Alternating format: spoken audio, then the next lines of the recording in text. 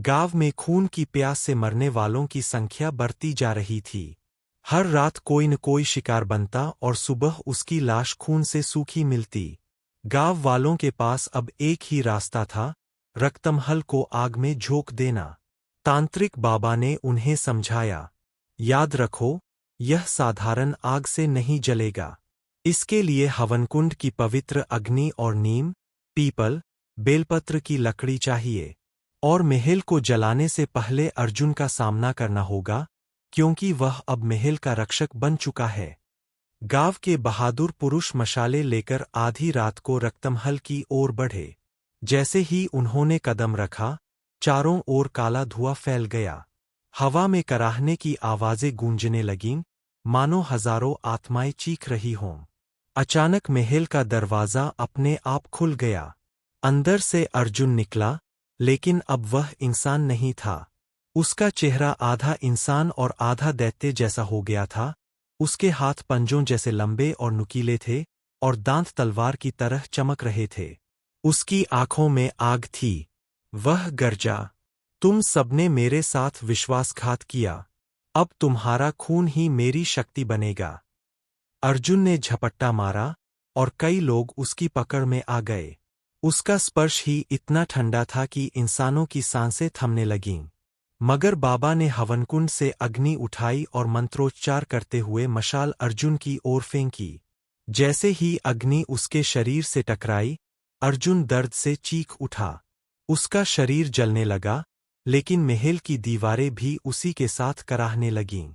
पूरा रक्तमहल हिलने लगा, मानो कोई जीव तड़प रहा हो। गांव वाले तुरंत आग फैलाने लगे।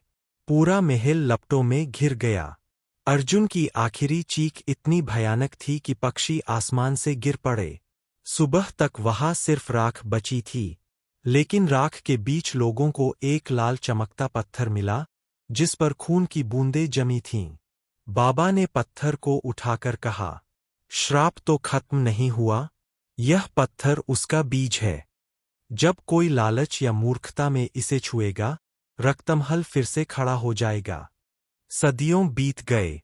रक्तमहल की राख अब जंगल और खेतों में मिल चुकी थी। गांव के लोग तो कब के मर चुके थे। उनकी अगली पीढ़ियां भी उस श्राप को सिर्फ एक डरावनी दंतक था मानने लगी थीं। लेकिन वो लाल पत्थर अब भी वहीं पड़ा था, धरती के नीचे दफन, अंधेरे में चमकता हुआ। शहर से कुछ पुरातत्वविद गांव में खुदाई करने आए।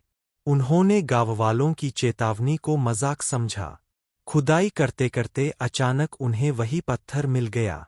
एक युवा शोधकर्ता, जिसकी आंखों में महत्वाकांक्षा चमक रही थी, पत्थर को उठाते ही चिल्लाया, देखो, यह अनमोल है, करोड़ों का होगा। लेकिन पत्थर उसके हाथों में आते ही लाल चमक से धधक उठा। हवा में वही कराहती आवाजें गूंज उठीं, जो सदियों पहले गांववालों ने सुनी थीं। जमीन कांपने लगी। राख में दबा रक्तमहल धीरे धीरे दोबारा उभरने लगा। और फिर पत्थर फट गया। उसमें से अर्जुन की आत्मा बाहर निकली, मगर अब वह पहले से भी ज्यादा भयानक था। उसका पूरा शरीर आग और धुएं से बना लग रहा था, और उसकी आंखें अंगारों की तरह जल रही थीं। वह गरजा, मैं लौटा हूं, और इस बार कोई आग, कोई मंत्र मुझे रोक नहीं पाएगा।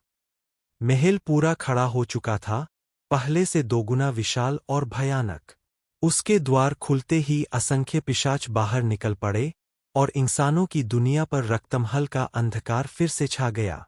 कहते हैं, जिस रात वह पत्थर मिला था, उसी रात से आसपास के गांवों में लोग रहस्यमय तरीके से गायब होने लगे। और आज तक चांदनी रातों में उस महल से चीखों की आवाज सुनाई देती है। श्राप लौट आया है, और इस बार हमेशा के लिए।